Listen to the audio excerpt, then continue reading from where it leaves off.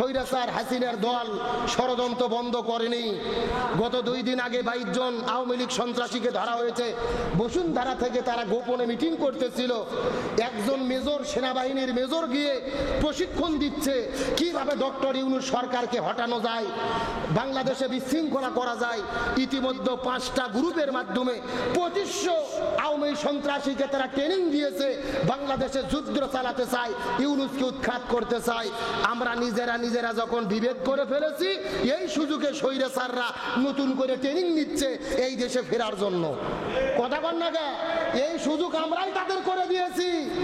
আমরা নিজেরা নিজেদের দলের স্বার্থ নিয়ে একে অপরের পিঠে আমরা ঘা দেওয়া শুরু করেছি, একে অপরের বিরুদ্ধে শত্রু বানিয়ে ফেলেছি। অথচ 24-এর অভ্যুত্থানে বাংলাদেশের 18 কোটি জনগণ আমরা এক ছিলাম, শীষে ঢালা প্রাচীরের মতো ছিলাম, আমাদের মধ্যে কোনো বিভেদ ছিল না। তার মানে বোঝা যায় আমরা নিজেরা যদি ভাগ হয়ে যাই, ঘুরে ফিরে স্বৈরাচাররাই উপকৃত হবে। চিন্তা করে দেখেছেন, সেনাবাহিনীর মেজর সে যেয়ে দিচ্ছে ট্রেনিং, তাহলে ষড়যন্ত্র আছে না নাই? সেনাবাহিনীর মধ্যে তাদের লোক আছে, পুলিশের মধ্যে তাদের লোক, র্যাবের মধ্যে তাদের লোক। অত বিনে চিন্তায় ঘুম পারেন আর চাঁদাবাজি করে দলাদলি করেন না।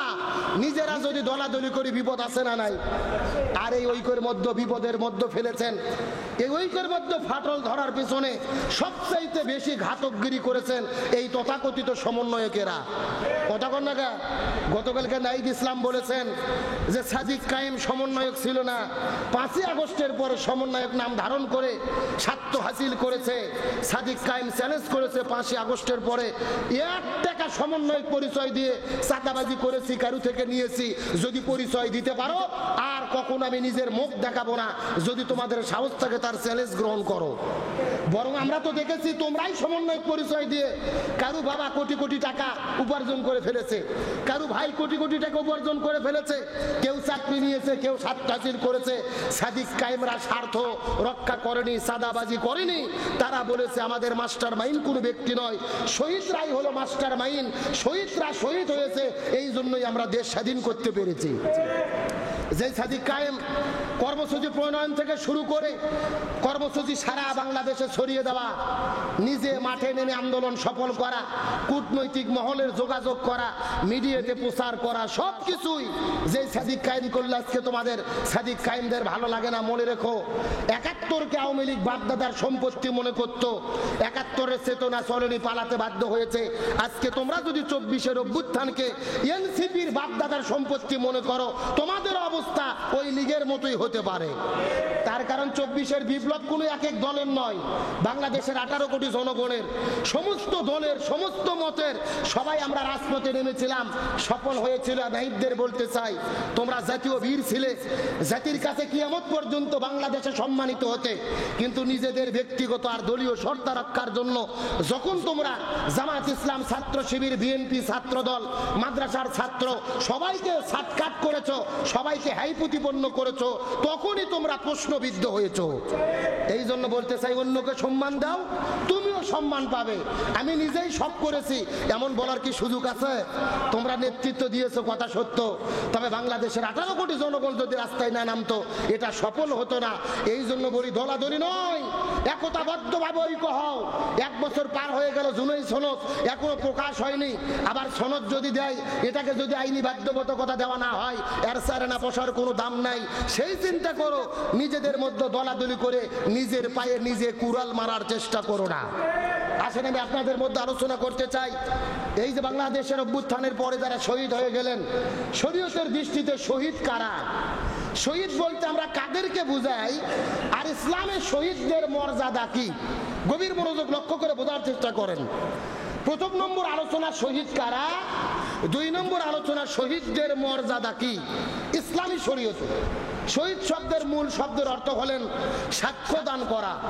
জোরে বলেন, কি দান করা? সাক্ষ্য দান করা, সত্যের সাক্ষ্য দান করা। আর সাক্ষ্য দান হলেন 2 প্রকার, 1 নম্বর মৌখিক সাক্ষ্য, 2 নম্বর হলেন বাস্তব সাক্ষ্য। মৌখিক সাক্ষ্য কাকে বলে? আল্লাহর পক্ষ থেকে রসুলের মাধ্যমে আমরা যে সত্য পেয়েছি, আল্লাহ, রসুল, কোরআন, হাদিস, এই সত্যকে মুখে স্বীকার করার নাম হলেন মৌখিক সাক্ষ্য। আর বাস্তব সাক্ষ্য কি? আমরা আমাদের মুখের মাধ্যমে আল্লাহ রসুল এবং ইসলামকে স্বীকার যেটা করেছি, সেই বিশ্বাসটাকে নিজেদের কাজের মাধ্যমে ব্যক্তি জীবন, সমাজ জীবন, রাষ্ট্র জীবন সকল পর্যায়ে নিজের কাজের মাধ্যমে প্রমাণ করার নাম হলেন বাস্তব সাক্ষ্য। আমি কি আপনাদের বুঝতে পেরেছি? মৌখিক সাক্ষ্য হলো মুখ দিয়ে স্বীকার করা, আর বাস্তব সাক্ষ্য হলো কাজের মাধ্যমে প্রমাণ করা।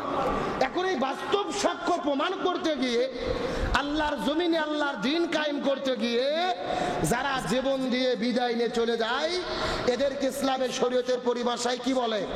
শহীদ। জোরে বলেন, কি বলে? শহীদ। এখন প্রশ্ন আসতে পারে, তাহলে শহীদরা কি সাক্ষ্য দিল? আল্লাহর জমিনে আল্লাহর দ্বীন কায়েম করতে গিয়ে সত্যের সাক্ষ্য দিল। কিভাবে? আমরা জানি সবচাইতে বড় সত্য হলো আল্লাহ, সবচাইতে বড় সত্য রসুল, সবচেয়ে বড় সত্য কোরআন, সবচেয়ে বড় সত্য হাদিস। এখন আল্লাহ এবং রসুল, কোরআন এবং হাদিস সবচাইতে বড় সত্য।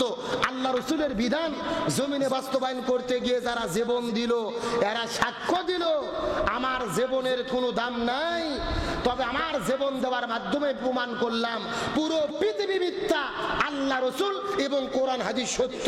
জোরে বলেন সুবহানাল্লাহ। তাহলে জমিনের মধ্যে দ্বীন কায়েমের জন্য যারা জীবন দেয় তাদের কি বলে? আরো জোরে বলেন, শহীদ। এখন আমরা জানার চেষ্টা করব শহীদের মর্যাদা কি। আল্লাহ সুবহানাহু ওয়া তাআলা এই জমিনের মধ্যে দ্বীন কায়েম করার জন্য যারা শাহাদাত বরণ করেন, শহীদদের মর্যাদা সম্পর্কে আল্লাহ রাব্বুল আলামিন পবিত্র কোরআনুল কারীমের মধ্যে চমৎকার করে বলেন। আল্লাহ রাব্বুল আলামিনের ঘোষণা, ওয়ালা তাকুলু লিমান ইউকতালু ফি সাবিলিল্লাহি আমওয়াত বাল আহয়াউ ওয়ালাকিন লা তাশউরুন। আর জোরে বলেন আল্লাহু আকবার। আল্লাহ তাআলা পবিত্র কোরআনুল কারীমের ভিতরে সূরা বাকারার 154 নম্বর আয়াতের মধ্যে আল্লাহ রাব্বুল আলামিন কত চমৎকার করে বলেন, হে পৃথিবীর মানুষেরা, গভীর মনোযোগ দিয়ে ভালো করে বোঝার চেষ্টা করো। ওয়ালা তাকুলু, তোমরা কখনোই বলো না লিমান ইউকতালু ফি সাবিলিল্লাহ, আল্লাহ রাস্তায় যারা জীবন দিয়ে বিদায় নিয়ে চলে গেছে এদেরকে খবরদার তোমরা মৃত বলো না, বাল আহইয়া, বরং এরা জীবিত। তোমরা বুঝতে পারো না। তার মানে বোঝা গেল আল্লাহর জমিনে আল্লাহর দ্বীন কায়েমের জন্য যারা জীবন দেয় এরা কখনোই মরে যায় না, বরং আল্লাহর মুখের পরিভাষা এই মানুষগুলোকে আল্লাহ তাআলা সর্ব অবস্থায় জিন্দা রাখে। তাহলে কোরআন থেকে জানতে পারলাম শহীদদের প্রথম নম্বর মর্যাদা, শহীদেরা মরে না, শহীদদেরকে জীবিত রাখেন কে? আরো জোরে বলেন। আমার বন্ধুগণ, মুসলমান ভাইরা, গভীর মনোযোগ। এই একই ধরনের বক্তব্য আল্লাহ রাব্বুল আলামিন পবিত্র কোরআনুল কারীমের সূরা আল ইমরানের 169 নম্বর আয়াতের মধ্যে আল্লাহ রাব্বুল আলামিন বলেন। আল্লাহ রাব্বুল আলামিনের ঘোষণা, ওয়ালা তাহসাবান্নাল লাযীনা কুতিলু ফি সাবিলিল্লাহি আমওয়াত বাল আহয়াউ ইনদা রাব্বিহিম ইউরজাকুন। আলামিন বলেন, ওয়ালা তাহসাবান্না, কখনোই তোমরা মনে করো না, কখনোই তোমরা ধারণা করো না, আল্লাযীনা, মানে যারা, কুতিলা, বিদায় নিয়ে চলে গেছে, শাহাদাত বরণ করেছে, জীবন দিয়েছে, ফি সাবিলিল্লাহ, আল্লাহ রাস্তায়, আমওয়াতুন, এরা মরে গেছে, এমন কথা কখনোই তোমরা বলবা না, বাল আহইয়াউ, বরং এরা হলো জীবিত, ইনদা রাব্বিহিম ইউরজাকুন, এই মানুষগুলো আল্লাহর পক্ষ থেকে ওই জান্নাতের ভেতরে তারা রিজিক প্রাপ্ত হয়ে থাকে। তার মানে আমরা প্রথম নম্বর বুঝতে পারলাম সূরা বাকারার 154 নম্বর আয়াতের ভেতরে আল্লাহ তাআলা বললেন শহীদেরা কখনোই মরে না। আর সূরা আনফালের 169 নম্বর আয়াতের মধ্যে আল্লাহ বললেন শুধু মরে না তা নয়, এই মানুষগুলোকে আল্লাহ তাআলা জীবিত জীবিত রাখার পরে বসে বসে রাখেন না, আল্লাহ তাআলা তাদেরকে রিজিক প্রাপ্ত করে থাকেন। হাদিসের মধ্যে নবী বলেন, এই আয়াতের ব্যাখ্যায় রাসূল বর্ণনা করে বলে, এই মানুষগুলোকে আল্লাহ রাব্বুল আলামিন সবুজ পাখি করে ওই জান্নাতের মধ্যে রেখে দেয়। এই শহীদগুলো সবুজ পাখি হয়ে জান্নাতের মধ্যে ঘোরাফেরা করতে থাকে। ওই সবুজ পাখি করে জান্নাতের মধ্যে তারা পর্যবেক্ষণ করতে থাকে। আর সবুজ পাখি হয়ে ওই জান্নাতের মধ্যে থাকার পরে আল্লাহ তাআলা তাদের যেই জীবন দান করেছেন ওই জান্নাতের মধ্যে তারা ফলমূল ভক্ষণ করতে থাকে। তার মানে বোঝা গেল, এই দুনিয়ায় যারা জীবন দিয়ে বিদায় নিয়ে চলে যায় এরা মরে না, বরং শাহাদাত বরণ করার সাথে সাথে আল্লাহ তাআলা তাদের জান্নাতে ঢুকায়া দেয়। আর জান্নাতের ভেতরে একজন জান্নাতি হিসেবে তারা রিজিক প্রাপ্ত হয়ে থাকে।